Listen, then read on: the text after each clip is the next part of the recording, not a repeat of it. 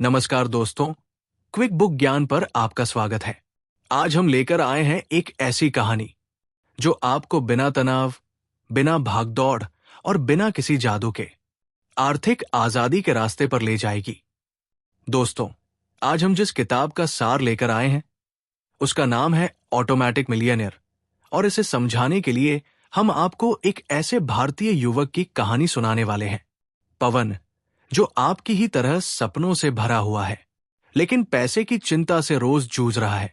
और इस पूरी कहानी में आप देखेंगे कि कैसे एक साधारण सा लड़का एक साधारण सी नौकरी करते हुए अपने पैसे को खुद ब खुद करोड़ों में बदल देता है और उसका जीवन पूरी तरह बदल जाता है। चलिए कहानी शुरू करते हैं। दोस्तों, जरा सोचिए, क्या हो अगर आपका पैसा आपके लिए काम करना शुरू कर दे? क्या हो अगर बिना किसी मेहनत के, बिना किसी तनाव के आपका बैंक खाता खुद ही बढ़ता जाए? अगर यह सुनकर आपको लगता है कि भाई ये तो फिल्मी बात है, तो आज की यह कहानी आपका नजरिया हमेशा के लिए बदल देगी। पुणे का रहने वाला पवन 30 साल का एक सॉफ्टवेयर कंपनी में काम करता है। अच्छी नौकरी, ठीक ठाक तनख्वाह, लाइफ में सपने भी बहुत, घर, गाड़ी, माता पिता के लिए अच्छा जीवन, और अपनी जिंदगी में आर्थिक तनाव कभी ना हो। लेकिन हर महीने होता क्या था? तारीख 5 आते आते पेट में मरोड़ पड़ने लगती थी। किराया, बिल, खर्चे, घूमना फिरना, शादियों में जाना, सबके बाद हाथ में बचता था कुछ भी नहीं। पवन हमेशा सोचता, कब होगा मेरा अपना घर? कब खत्म होगा ये पैसों का तनाव? कब मिलेगा वो सुकून जो अमीर लोगों को दिखता है? और तभी उसके जीवन में आती है ऑटोमेटिक मिलियनेयर की सीख, और यहीं से शुरू होती है उसकी जिंदगी की सबसे बड़ी करवट। पवन की समस्या आपकी और मेरी समस्या जैसी ही थी, कमाई ठीक ठाक लेकिन बचत शून्य। क्योंकि हम करते क्या है? पहले खर्च, बचता है तो बचत। लेखक की पहली सीख ही इस सोच को उलट देती है। अध्याय 1, सबसे पहले बचत। पैसे मिलते ही बचत कटे, बाद में खर्च हो। दोस्तों, इस अध्याय को समझने के लिए पवन की कहानी को आगे बढ़ाते हैं। पवन की तनख्वाह हर महीने की पहली तारीख को आती थी, लेकिन उसके खाते में पैसा टिकता नहीं था। तारीख 5 आते आते आधी तनख्वाह खर्च हो जाती। तारीख 10 तक बचत के नाम पर कुछ भी नहीं बचता, और महीने के अंत तक पवन फिर से वही सर पकड़कर बैठा हुआ इंसान बन जाता था। ये हाल सिर्फ पवन का नहीं, हम में से ज्यादातर का है, क्योंकि हम एक बहुत बड़ी गलती करते हैं। हम बचत को महीने का आखिरी काम मानते हैं। अध्याय 1 हमें इस सोच को उल्टा करने की सीख देता है। एक दिन पवन पढ़ रहा था कि अमीर लोग अपने पैसे को कैसे संभालते हैं। उसे एक बेहद सरल लेकिन जिंदगी बदल देने वाला नियम मिला। जैसे ही पैसा मिले, उसका पहला हिस्सा खुद के लिए अलग कर दो। यानी तनख्वाह है पहले बचत कटे फिर खर्च हो। ये बात इतनी सीधी थी, लेकिन पवन ने कभी ऐसा सोचा ही नहीं था। वो बचत को अगर कुछ बचेगा तो वाली चीज समझता था, और समस्या यही थी, कभी कुछ बचता ही नहीं था। इस अध्याय की सबसे बड़ी सीख यही है कि बचत सोचकर नहीं होती, बचत अपने आप होनी चाहिए। पवन ने एक योजना बनाई। जैसे ही तनख्वाह उसके खाते में आएगी, एक तय राशि अपने आप एक अलग खाते में चली जाएगी। ना उसे हाथ लगाना पड़ेगा, ना सोचना पड़ेगा, ना रुकने का बहाना मिलेगा। ये स्वतः कटौती ऐसी आदत बन गई कि तीसरे महीने तक पवन को एहसास ही नहीं हुआ कि वो हर महीने बचत कर रहा है। शुरू में पवन ने सोचा, इतनी छोटी सी बचत से क्या होगा? लेकिन अध्याय कहता है, बात रकम की नहीं, आदत की होती है। अगर शुरुआत छोटी है तो कोई दिक्कत नहीं, धीरे धीरे वही राशि बढ़ाई जा सकती है। पर सबसे जरूरी बात है, बचत पहले हो, खर्च बाद में। क्योंकि ये आपकी मनोवृत्ति बदल देता है। पहले आप खर्च के बाद बचत करते थे, अब आप बचत के बाद खर्च कर रहे हैं। 2, क्योंकि ये निर्णय शक्ति को हटाता है। हर महीने सोचने की जरूरत ही नहीं पड़ती कि इस बार बचाओ या नहीं। पैसा अपने आप बचता है। 3, क्योंकि ये वित्तीय सुरक्षा की नींव डाल देता है। चाहे कितनी भी मुश्किल आए, आपका बचत खाता बढ़ता रहेगा। 4, क्योंकि ये आपको धीरे धीरे उस इंसान में बदल देता है जो अपनी कमाई पर नहीं, अपनी प्रणाली पर निर्भर होता है। केवल 3 महीने बाद पवन को एहसास हुआ कि पहली बार उसके पास सच्ची बचत है। वो चिंता से बाहर आने लगा। उसे लगा कि अब वो अपनी जिंदगी का मालिक बन रहा है, ना कि खर्चों का गुलाम। यही अध्याय कहता है, आर्थिक आजादी किसी एक बड़े कदम से नहीं, बल्कि हर महीने की छोटी छोटी स्वतः बचत से आती है। ये था पहला अध्याय। अगर आप भी अपनी जिंदगी बदलना चाहते हैं, तो ये नियम हमेशा याद रखें। पैसा मिले पहले बचत कटे फिर खर्च हो। अध्याय 2, छोटे छोटे खर्च जीवन में सबसे बड़ा नुकसान करते हैं। दोस्तों, पवन ने जब पहले अध्याय का नियम अपनाया, पहले बचत बाद में खर्च, तो उसकी जिंदगी में बदलाव तो शुरू हुआ। लेकिन अभी भी एक समस्या बाकी थी, जिसे वो पहचान ही नहीं पा रहा था। ये समस्या थी रोज रोज के छोटे छोटे खर्च। एक महीने शाम को पवन अपने फोन में बैंक बैलेंस देख रहा था। उसने सोचा, इस बार तो मैंने शुरुआत में ही बचत कर ली थी, फिर भी इतना कम पैसा कैसे बचा है। उसे समझ नहीं आ रहा था कि पैसा आखिर जा कहाँ रहा है। अध्याय 2 में लेखक बताते हैं कि हमारी सबसे बड़ी आर्थिक समस्या कोई बड़े खर्च नहीं होते, बल्कि वे छोटे खर्च हैं जिनकी हमें आदत होती है और जिन्हें हम कोई फर्क नहीं पड़ता कहकर अनदेखा करते रहते हैं। पवन ने जब अपनी दिनचर्या पर नजर डाली तो उसे सच्चाई दिखाई दी। हर सुबह की महंगी चाय, कॉफी, दफ्तर में स्नैक्स, ऑनलाइन खाना, हर हफ्ते बाहर की पार्टी, थोड़े थोड़े आरामदायक खर्च, बिना जरूरत की सब्सक्रिप्शन, यहां वहां जाते समय ऑटो कैब, ये सब उसके लिए छोटा खर्च था, पर असल में यही थे सबसे खतरनाक। जैसे किसी बाल्टी में बहुत छोटा सा छेद हो तो बाल्टी खाली होने में ज्यादा समय नहीं लगता। बाहर से चाहे कितना पानी डालो, छेद उसे खत्म कर देता है। हमारी आय भी बाल्टी की तरह है, और छोटे खर्च वही छोटे छेद। पवन ने ये बात पहली बार समझी और उसके दिमाग में जैसे बिजली चमक गई। 1, क्योंकि वे आदत के रूप में होते हैं, इसलिए हमें पता भी नहीं चलता कि हम कितना खो रहे हैं। 2, क्योंकि ये रोज होते हैं, इसलिए हर महीने एक बड़ा नुकसान कर देते हैं। 3, क्योंकि हम इन्हें हल्का समझते हैं, इसलिए हम इन्हें रोकने के बारे में सोचते ही नहीं। 4, क्योंकि ये धीरे धीरे आपकी आर्थिक शक्ति को खत्म करते हैं और आपको ये भ्रम देते हैं कि मेरे पास पैसे कम ही होते हैं। सबसे पहले उसने अपने पिछले 3 महीनों के खर्चों की सूची निकाली। वो खुद हैरान रह गया। उसे लगा वो बड़ा खर्च नहीं करता, पर छोटी चीजों में बहुत पैसे जला देता है। उसने एक एक करके उन खर्चों की पहचान की जो जरूरी नहीं थे। सुबह बाहर की कॉफी छोड़कर घर से एक साधारण पेय ले जाना, अनावश्यक सब्सक्रिप्शन बंद करना, ऑनलाइन खाना हफ्ते में एक बार करना, बिना वजह कैब की जगह बस या बाइक, अनावश्यक इंपल्सिव खरीदारी बंद करना। ये कोई बड़े त्याग नहीं थे, लेकिन इनसे उसके महीने का एक बड़ा हिस्सा बचने लगा। पवन को 2 महीनों के अंदर यह महसूस हुआ कि उसके पास अब पहले से दोगुनी बचत है, और सबसे खास बात, उसे अपने जीवन में किसी भी तरह की कमी महसूस नहीं हुई। वो अब भी वही जिंदगी जी रहा था, बस छोटे रिसाव बंद हो चुके थे। अमीर लोग महंगी चीजें केवल दिखावे के लिए नहीं लेते। वो इसलिए अमीर हैं क्योंकि वे जितनी जरूरत हो उतना खर्च करो और बाकी बचाओ और बढ़ाओ का नियम अपनाते हैं। और यहीं से बदलना शुरू हो जाता है एक साधारण कमाने वाले इंसान का जीवन। इस अध्याय ने पवन की जिंदगी का वो हिस्सा ठीक किया जिसके बारे में उसे पता तक नहीं था। उसने महसूस किया कि छोटे छोटे रिसाव बंद कर देने से उसकी आर्थिक स्थिति तुरंत सुधरने लगी। और यही अध्याय की सबसे बड़ी सीख है।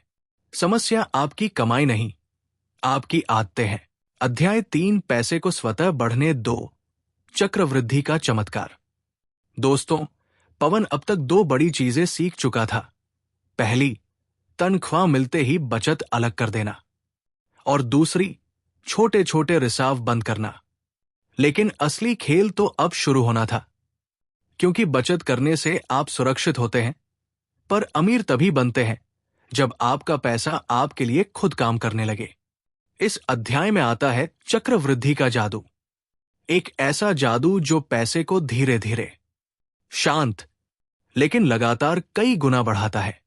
बचत बढ़ने लगी थी, खर्च कम होने लगे थे, लेकिन पवन अक्सर सोचता, मैं बचा तो रहा हूं, पर यह पैसा बढ़ कैसे बनेगा करोड़ों में। उसे लगता था कि बड़े पैसे कमाने के लिए बहुत बड़ा जोखिम लेना पड़ेगा, अलग अलग जगह पैसे लगाने पड़ेंगे, या फिर किसी चमत्कार का इंतजार करना पड़ेगा। लेकिन अध्याय 3 बताता है, सच्चा चमत्कार तो आपके भीतर ही है, जिसका नाम है चक्रवृद्धि। सरल भाषा में, जब आपका पैसा भी पैसा कमाने लगे, और फिर वही नया पैसा भी और पैसा कमाने लगे। यही क्रम चलता रहता है, और समय के साथ छोटी राशि भी पहाड़ बन जाती है।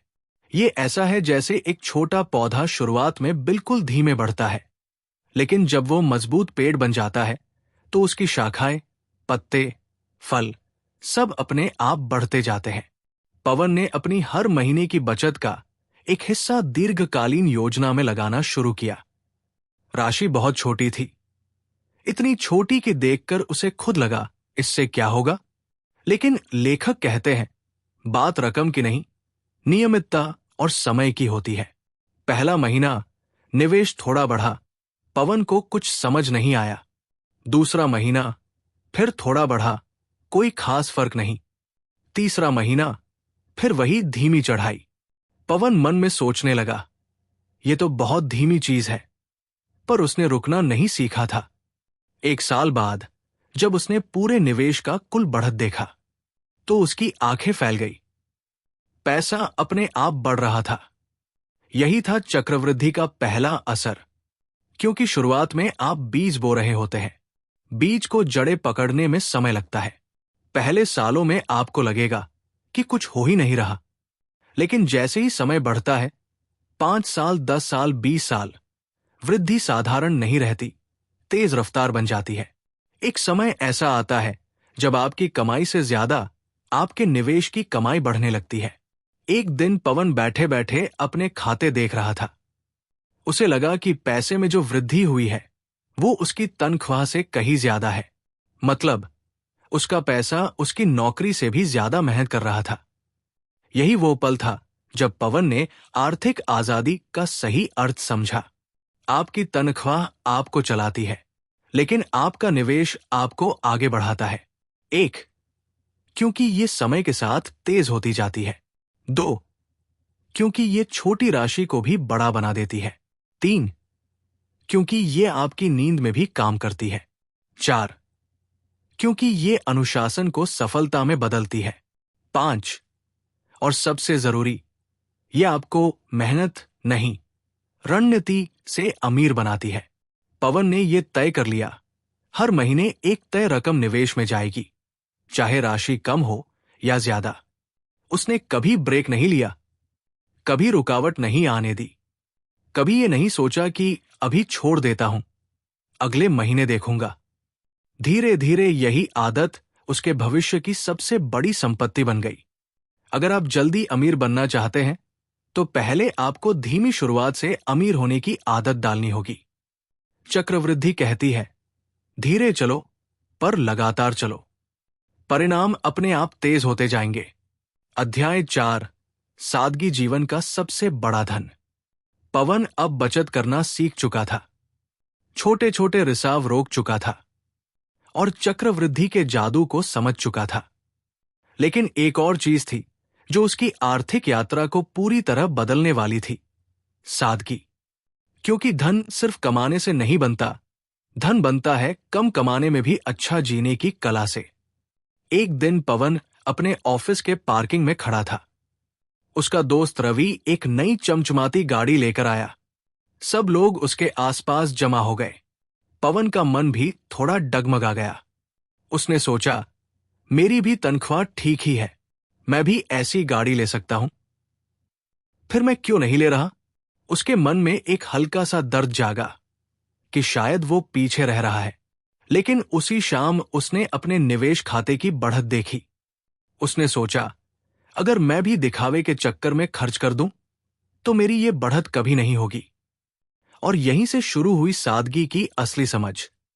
लेखक बताते हैं कि सादगी का अर्थ है, जो जरूरी है उसी पर खर्च करो और बाकी फालतू दिखावे से दूर रहो। कंजूसी वह है जहां आप खुद को तकलीफ देते हैं।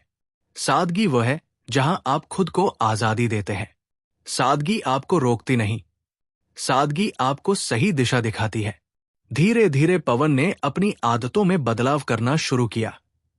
सोच समझकर खर्च, नए कपड़े तभी जब सच में जरूरत हो, महंगे मोबाइल का लालच छोड़कर साधारण विकल्प बाहर खाना, कम अनावश्यक चीजों का दिखावा, खत्म क्रेडिट पर खर्च, कम पुरानी चीजों का उपयोग, पूरा होने तक गाड़ी का सपना रखा, लेकिन बिना लोन के।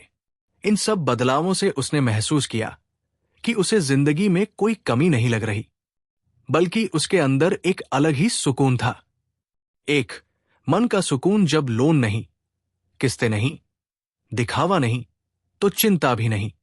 2, स्थायी बचत। आपके खर्च अपने आप नियंत्रित हो जाते हैं और जो बचता है वही आगे चलकर संपत्ति बनता है।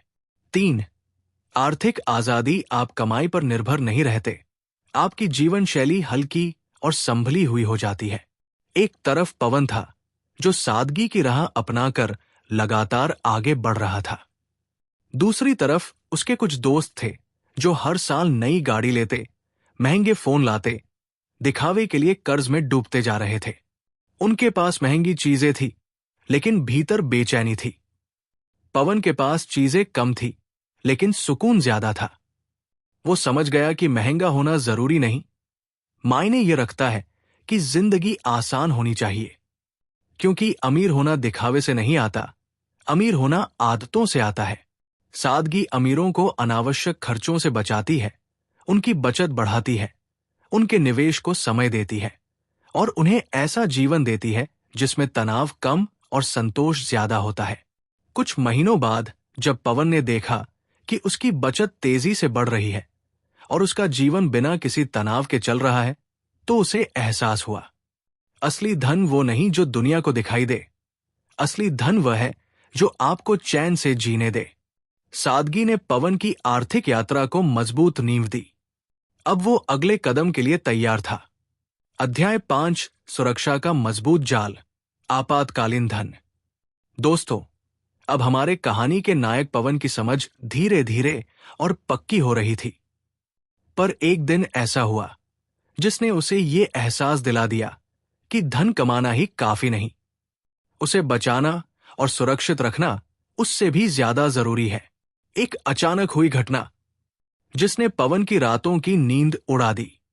एक रात पवन दफ्तर से वापस घर आया तो देखा उसके पिताजी अचानक सीने में दर्द की शिकायत कर रहे थे। मां घबराई हुई थी। पवन तुरंत उन्हें अस्पताल ले गया। जांच, दवाइयां, कुछ दिन भर्ती। पवन ने कभी सोचा भी नहीं था कि कुछ ही दिनों में लगभग 50,000 रुपए खर्च हो जाएंगे। लेकिन हुआ यही।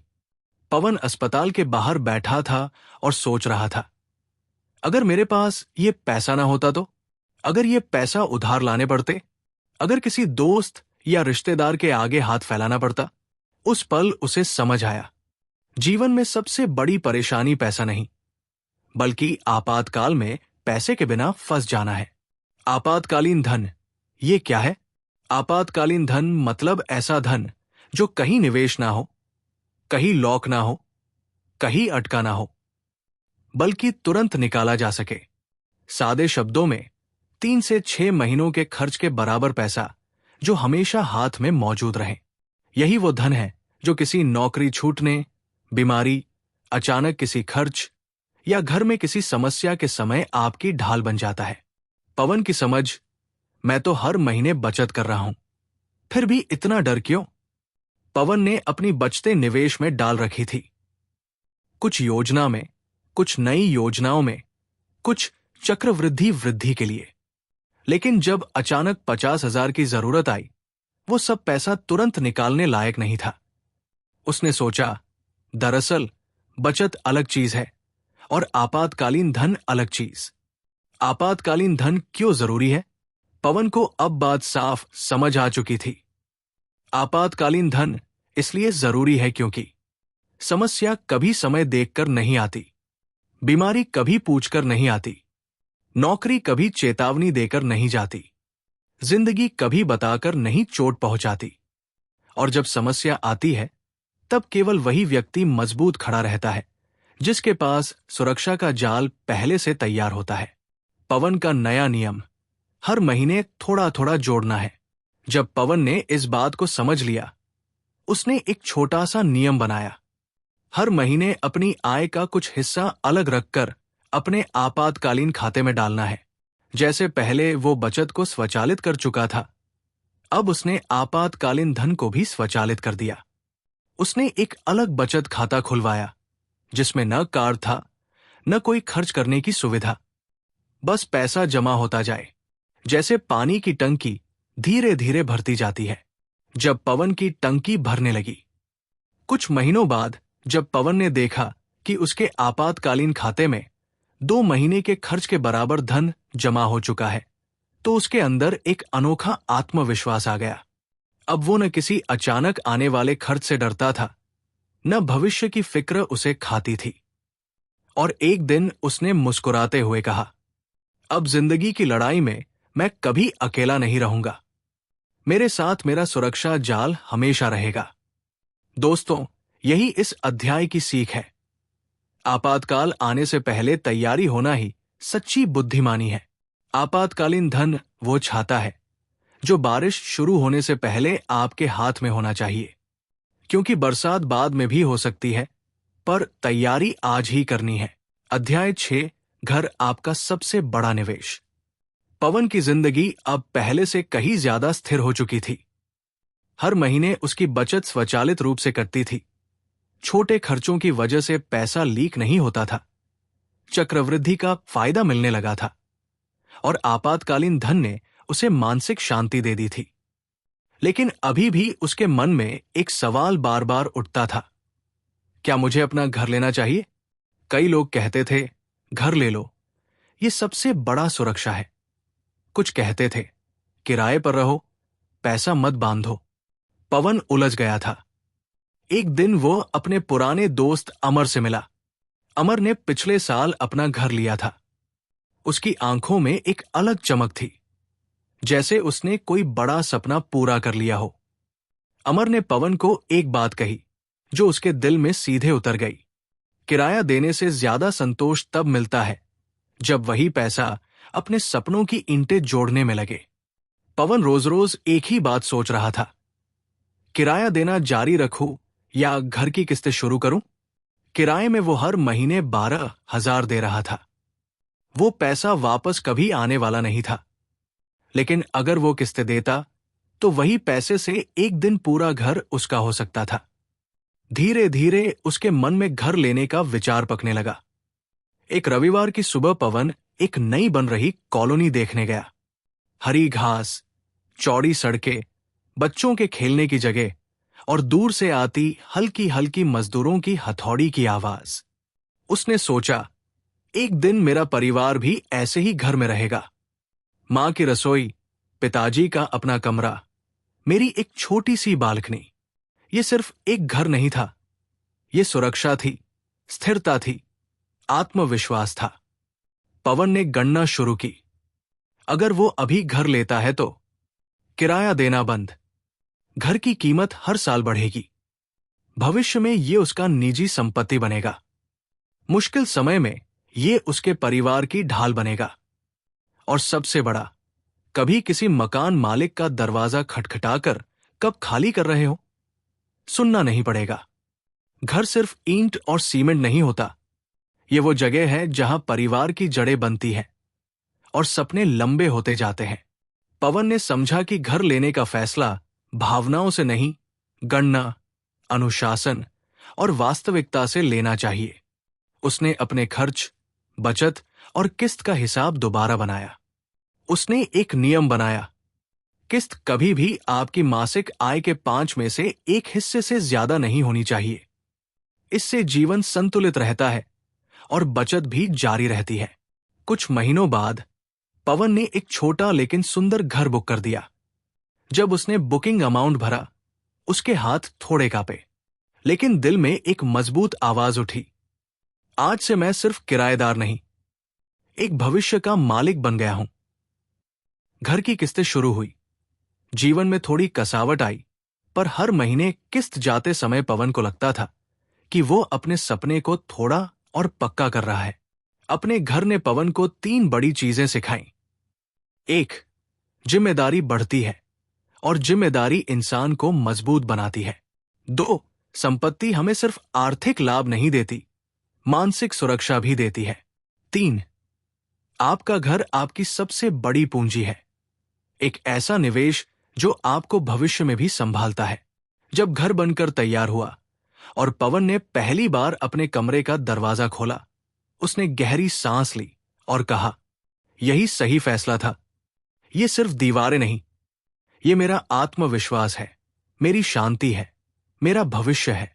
घर सिर्फ रहने की जगह नहीं, ये वो निवेश है जो आपकी नींव, आपकी पहचान और आपका भविष्य मजबूत करता है। यदि समझदारी से गणना करके और सही समय पर लिया जाए, तो घर जीवन का सबसे बड़ा और सबसे सुरक्षित निवेश बन सकता है। अध्याय 7, वित्तीय योजना स्वतः चलने वाली मशीन है। पवन की जिंदगी अब एक नए मोड़ पर थी। घर की किस्तें चल रही थी, आपातकालीन धन तैयार था, छोटे छोटे खर्च अब उसे परेशान नहीं करते थे और उसकी बचत व निवेश स्थिर रूप से बढ़ रहे थे। लेकिन एक दिन कुछ ऐसा हुआ जिसने उसे सोचने पर मजबूर कर दिया। एक शाम पवन अपने कमरे में बैठा खर्चों की डायरी देख रहा था। कहां से कितना पैसा गया, किस खाते में कितना जमा हुआ, कौन सी योजना में कितना निवेश हुआ, कितनी किस्त निकली। सारा दिन वो दफ्तर में मेहनत करता और रात को बैठकर वित्तीय हिसाब किताब में उलझा रहता। उसने सोचा, अगर मेरी कमाई बढ़ती गई तो क्या मैं रोज इसी हिसाब किताब में डूबा रहूंगा? क्या मेरी पूरी जिंदगी पैसों के हिसाब में निकल जाएगी? उसके दिमाग में जैसे घंटी बज उठी। क्या मैं अपने लिए एक ऐसी प्रणाली नहीं बना सकता जो मेरे लिए खुद ही सब संभाले? यही था इस अध्याय का सूत्र, वित्तीय योजना को स्वतः चलने वाली मशीन बनाओ। पवन ने सोचना शुरू किया कि कैसे वो अपने पैसे को ऐसे व्यवस्थित करे कि उसे हर दिन सोचना न पड़े कि क्या करना है। वो चाहता था बचत खुद कटे, निवेश खुद हो, किस्तें खुद निकले, बिल समय पर खुद भर जाए और महीने के आखिर में पैसा अपनी जगह तयशुदा तरीके से जमा हो जाए। यानी पूरी वित्तीय व्यवस्था एक मशीन की तरह अपने आप चलती रहे। उसने अपने बैंक में जाकर एक सरल सा काम किया। हर महीने की शुरुआत में उसकी आय से एक तय राशि बचत खाते में स्वतः स्थानांतरित होने का आदेश दे दिया। अब जैसे ही तनख्वाह आती, बचत अपने आप कट जाती, बिना किसी भावनात्मक संघर्ष के। अब वो खुद से नहीं लड़ता था, ना ही ये सोचता था कि आज नहीं, कल बचत करूंगा। इसके बाद उसने अपने निवेश को भी स्वचालित बना दिया। हर महीने उसकी योजनाओं में छोटी छोटी रकम अपने आप जमा होने लगी, बिना याद दिलाए, बिना देर हुए। अब पवन को यह देखने की जरूरत नहीं थी कि अरे, इस महीने निवेश करना भूल गया। सब कुछ मशीन की तरह तय समय पर चलता रहा। घर की किस्त, बिजली का बिल, मोबाइल रिचार्ज, नेट की फीस, पवन ने सबको स्वचालित कर दिया। अब कोई बिल लेट नहीं होता, ना ही किसी किस्त पर अतिरिक्त शुल्क लगता। कुछ महीनों बाद पवन ने पाया कि उसकी जिंदगी में एक अद्भुत हल्कापन आ गया है। वो पहले जितना कमाता था उतना ही कमा रहा था, लेकिन उसे लगा कि उसकी आर्थिक स्थिति पहले से बहुत मजबूत हो गई है। क्यों? क्योंकि अब उसकी वित्तीय व्यवस्था स्वतः चलने वाली मशीन बन चुकी थी। उसने समझ लिया, जिस पैसे को भावना पर छोड़ा जाए वो कभी नहीं टिकता, पर जिसे स्वचालन पर छोड़ा जाए वो हमेशा बढ़ता है। अब पवन को पैसों की चिंता नहीं रहती थी। वो निश्चिंत होकर अपने काम, अपने परिवार और अपने सपनों पर ध्यान दे सकता था, क्योंकि इंसान भावनाएं बदलता है। मन कभी अच्छा होता है, कभी बुरा। महीने कभी आसान होते हैं, कभी भारी। खर्च कभी कम होते हैं, कभी ज्यादा। पर मशीन मशीन कभी नहीं बदलती। वो अपना काम समय पर और एकदम सटीक करती है। इसलिए जो लोग अपने पैसे को मशीन की तरह व्यवस्थित करते हैं, वे जीवन में कभी पीछे नहीं रहते। स्वचालन ने पवन को एक गहरी राहत दी थी। वो मुस्कुराकर कहता, अब पैसा मेरे लिए काम कर रहा है और मैं अपनी जिंदगी शांति से जी रहा हूं। इस अध्याय की सीख: वित्तीय अनुशासन का सबसे बड़ा रहस्य यही है। अपनी योजना को इतना सरल बना दो कि वह अपने आप चलती रहे। आप जितना ज्यादा स्वचालन करेंगे, आपके जीवन में उतना ही कम तनाव रहेगा और उतनी ही जल्दी आप अपने सपनों तक पहुंच पाएंगे। अध्याय 8: दान, कृतज्ञता और बेहतर जीवन। पवन की वित्तीय जिंदगी अब मजबूत हो चुकी थी। आय के आते ही बचत अपने आप कट जाती, निवेश अपने आप बढ़ते रहते, आपातकालीन धन तैयार था, घर की किस्तें समय पर भरती थी और उसकी पूरी वित्तीय योजना अब एक स्वतः चलने वाली मशीन बन चुकी थी। लेकिन एक दिन एक ऐसी घटना हुई जिसने उसे ये समझाया कि धन सिर्फ जमा करने या बढ़ाने का साधन नहीं, बल्कि जीवन को अर्थ देने का जरिया भी है। एक छोटी सी मुलाकात जिसने पवन का दिल बदल दिया। एक रविवार की शाम पवन अपने घर के पास टहलने निकला। रास्ते में उसने देखा कि फुटपाथ पर एक बुजुर्ग महिला बैठी है। उनके सामने कुछ सब्जियां रखी थी, पर उनकी आंखों में उम्मीद कम दिखाई दे रही थी। पवन आगे बढ़ने वाला था, लेकिन तभी उसने देखा कि एक छोटा बच्चा उनके पास आया। कह रहा था, दादी, आज घर के लिए कुछ बचा है? महिला ने मुस्कुराने की कोशिश की और बोली, बस 2 किलो आलू बेचना बाकी है, फिर कुछ तो मिल ही जाएगा। पवन का दिल पिघल गया। उसने तुरंत उनके सारे बची हुई सब्जियां खरीद ली। उसकी कीमत ज्यादा नहीं थी, पर उस बुजुर्ग की आंखों में जो चमक आई, वो कीमत से कहीं बड़ी थी। वो महिला बोली, बेटा, भगवान तुम्हें बहुत तरक्की दे, तुम्हारे घर में हमेशा खुशियां रहें। उस पल पवन को भीतर से कुछ महसूस हुआ, जैसे किसी ने उसके दिल के दरवाजे पर दस्तक दी हो। पवन का सवाल, कमाना ही जीवन का उद्देश्य है या कुछ और भी? उस रात पवन देर तक सोचता रहा, क्या पैसा सिर्फ मेरे लिए है?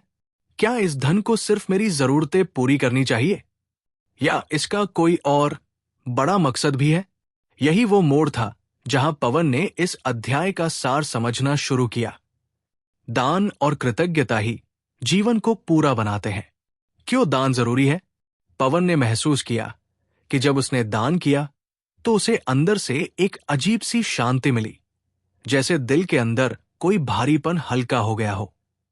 क्योंकि दान इंसान के भीतर इंसानियत जगाता है। दान दिल को बड़ा बनाता है। दान ये याद दिलाता है कि हम जो आज है, वो सिर्फ हमारे कारण नहीं, कई अनदेखी मद्दों, मौके और दुआओं के कारण भी है। दान हमें हमारा तक ले जाता है। और असली धनी वो नहीं जिसके पास बहुत पैसा हो, बल्कि वह जिसके दिल में दूसरों के लिए जगह हो। कृतज्ञता समृद्धि का असली कारण। एक दिन पवन ने खुद से पूछा, मेरे जीवन में कितनी चीजें ऐसी हैं जिनके लिए मुझे धन्यवाद कहना चाहिए? उसने सोचा, उसके माता पिता, उसका स्वास्थ्य, उसकी नौकरी, उसका घर, उसका बढ़ता हुआ धन, उसके सपने और सबसे बड़ा, हर सुबह खुलने वाली आंखें। उसने समझा कि कृतज्ञता कोई शब्द नहीं, ये एक एहसास है। जब आप जो है उसके लिए दिल से शुक्र मनाते हैं, तो जिंदगी धीरे धीरे और सुंदर होने लगती है। क्योंकि कृतज्ञता से शिकायत कम होती है और मन में संतोष बढ़ता है, और संतोष से जीवन में शांति आती है। पवन ने क्या बदलाव किया? कुछ समय बाद पवन ने तय किया कि वो हर महीने कुछ प्रतिशत दान करेगा। कोई भव्य दान नहीं, कोई दिखावा नहीं, बस सच्चे मन से जिसे जरूरत हो उसकी मदद करेगा। कभी अनाथालय, कभी बुजुर्गों की सहायता, कभी किसी गरीब बच्चे की किताबें। और जैसे जैसे वो दान करता गया, उसे लगा कि उसका मन और धनी होता जा रहा है। उसे ये भी समझ आया, पैसा जितना बाहर बहता है उतना ही भीतर शांति का सागर बनता है। दान और कृतज्ञता से पवन का जीवन क्यों बेहतर हुआ? क्योंकि अब पवन का धन केवल उसके बैंक खाते को नहीं, उसके दिल को भी बढ़ा रहा था। उसके भीतर एक अद्भुत संतुलन बन गया था। कमाना, बचाना, बढ़ाना और अब बांटना भी। इसने उसके जीवन को पूर्ण बना दिया। अध्याय की अंतिम सीख। इस अध्याय का सार यही है, धन आपका जीवन सुधार सकता है, पर दान आपका दिल सुधारता है। कृतज्ञता आपकी आंखें खोलती है और दिखाती है कि आप कितने सौभाग्यशाली हैं। जो व्यक्ति कमाता है वो सफल है, जो कमाकर बचाता है वो बुद्धिमान है, जो बचाकर बढ़ाता है वो संपन्न है, लेकिन जो बढ़ाकर बांटता है वो वास्तव में धनवान है। अध्याय 9। रोजमर्रा की जीवन शैली बदलने की आवश्यकता नहीं। पवन अब जीवन में एक अलग ही संतुलन महसूस कर रहा था। वो कमाता भी था, बचाता भी था, निवेश भी लगातार बढ़ रहा था। आपातकालीन धन तैयार था, घर का सपना सच हो चुका था और दान व कृतज्ञता ने उसके भीतर एक नई रोशनी जगा दी थी। लेकिन एक बात उसे अब भी डराती थी। क्या धनवान बनने के लिए अपनी रोजमर्रा की जिंदगी बदलनी पड़ेगी? क्या मुझे सारा मजा, सारी इच्छाएं, सारी छोटी छोटी खुशियां छोड़नी होंगी? ये सवाल सिर्फ पवन का नहीं था, हर उस इंसान का था जो वित्तीय सफलता चाहता है लेकिन अपनी सामान्य जिंदगी खोना नहीं चाहता। एक शाम पवन अपने दोस्तों के साथ चाय की टपरी पर बैठा था। हंसी मजाक चल रहा था, लेकिन उसके मन में सवालों की भीड़ थी। क्या मुझे हर बाहर जाना बंद करना होगा? क्या मुझे कभी बाहर न खाना चाहिए?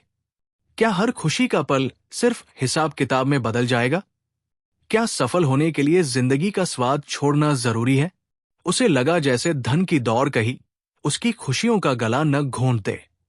उसी समय उसके सामने आया इस अध्याय का मूल संदेश। अमीर बनने के लिए अपनी रोजमर्रा की जिंदगी नहीं बदलनी, बस कुछ आदतें बदलनी होती है। उस रात पवन घर आया और गहरी सोच में बैठ गया।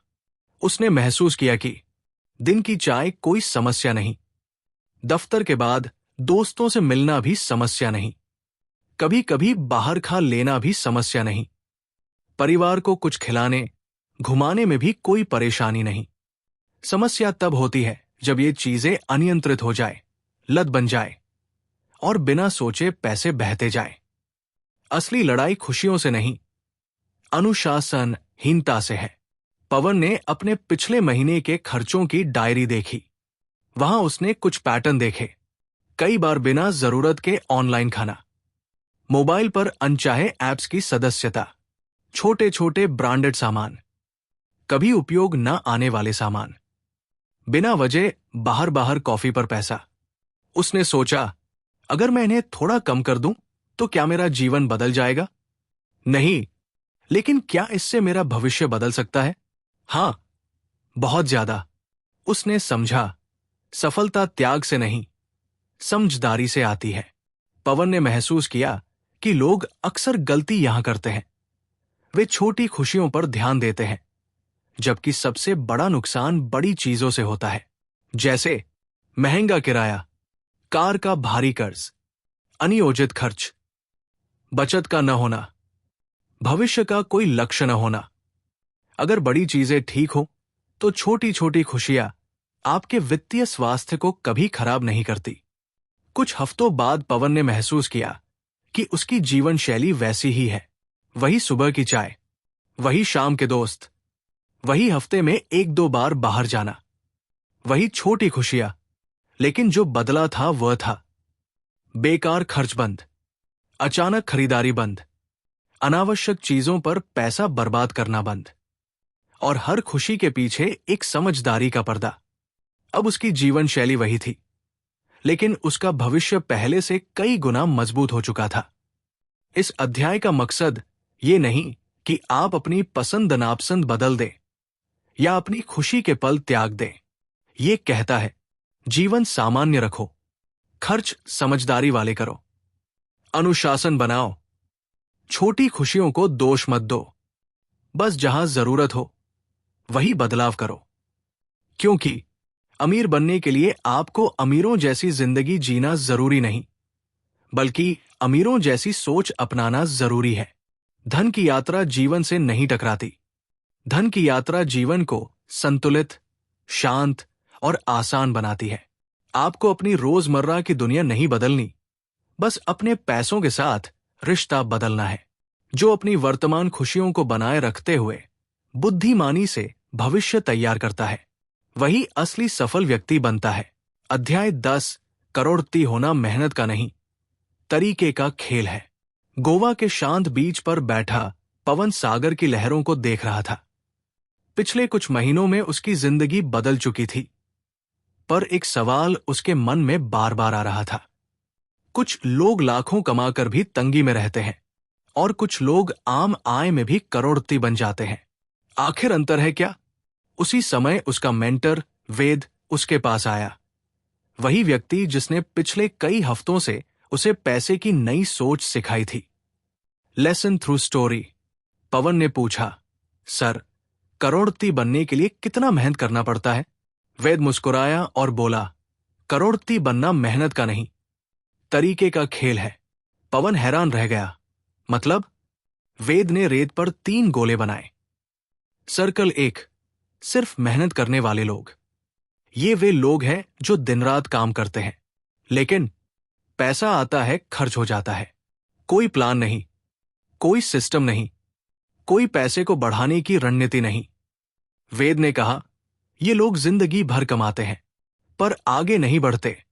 पवन चुप हो गया, क्योंकि वह भी अभी कुछ महीने पहले इसी घेरे में था। सर्कल 2, मेहनत प्लस सोच बदलने वाले लोग। ये लोग अपनी कमाई को ट्रैक करना शुरू करते हैं, बजट बनाते हैं, अनावश्यक खर्च काटते हैं, कर्ज खत्म करते हैं, बचत बढ़ाते हैं। पवन ने कहा, हां, मैं भी अब इस घेरे में हूं। वेद ने सिर हिलाया, लेकिन करोड़पति बनना अभी भी दूर है। सर्कल 3, पैसे को अपने लिए काम करवाने वाले लोग। वेद ने तीसरे गोले पर बार की लाइन खींचते हुए कहा, करोड़पति वही बनता है जो पैसे से पैसा कमाना सीखता है। पवन ने उत्सुक होकर पूछा, ये कैसे? वेद ने एक एक पॉइंट बताया। 1, वे अपनी कमाई से कम खर्च करते हैं, और जो बचता है उसे बेकार नहीं छोड़ते, उसे निवेश बनाते हैं। 2, वे सिस्टम बनाते हैं, सिप, ऑटोमेशन, रिकरिंग इन्वेस्टमेंट्स। काम हो या न हो, पैसा हर महीने निवेश में जाता है। 3, वे कंपाउंडिंग को समझते हैं। करीब खड़े एक बच्चे की बाल्टी देखकर वेद बोला, एक एक बूंद से समंदर भरता है, और एक एक निवेश से करोड़ बनते हैं। 4, वे स्किल्स सीखते रहते हैं। उनकी कमाई बढ़ती रहती है, क्योंकि वे सीखना बंद नहीं करते। 5, वे समय को अपने पक्ष में करते हैं। जल्दी शुरू करके कंपाउंड इंटरेस्ट को अपने लिए काम पर लगा देते हैं। वेद ने रेत पर लिख दिया, मेहनत, सर्वाइवल तरीका, फ्रीडम, सिस्टम, वेल्थ। पवन पहली बार गहराई से समझ पाया कि करोड़पति बनने के लिए 14 घंटे की मेहनत नहीं, सही रणनीति चाहिए। वेद ने समुद्र की ओर देखते हुए कहा, अरबपति और आम आदमी में सिर्फ एक फर्क है, वे पैसा कमाने की मशीन नहीं बनते, वे पैसा कमाने की मशीनें बनाते हैं। पवन ने सिर उठाकर कहा, अब समझ आया, करोड़पति मेहनत वाले नहीं, तरीका वाले बनते हैं। वेद मुस्कुराया, और अब तुम सही रास्ते पर हो। दोस्तों, इस पूरी कहानी का सार केवल एक है, अमीर बनने के लिए पैसा नहीं, अनुशासन और प्रणाली चाहिए। अगर आप हर महीने थोड़ा सा बचाते हैं, इसे स्वतः कटौती में डालते हैं, निवेश करते हैं, अनावश्यक खर्च रोकते हैं और सादगी से चलते हैं, तो आपकी जिंदगी भी पवन की तरह बदल सकती है। आप लाखों नहीं, करोड़ों कमा सकते हैं, वो भी बिना तनाव, बिना भागदौड़। और याद रखिए, सही कदम आज उठाओगे तो आने वाला कल आपका होगा। धन्यवाद दोस्तों। अगर कहानी पसंद आई हो तो लाइक करें, शेयर करें और सब्सक्राइब करें क्विक बुक ज्ञान को। जहां हर किताब की कहानी जिंदगी की सीख बनती है।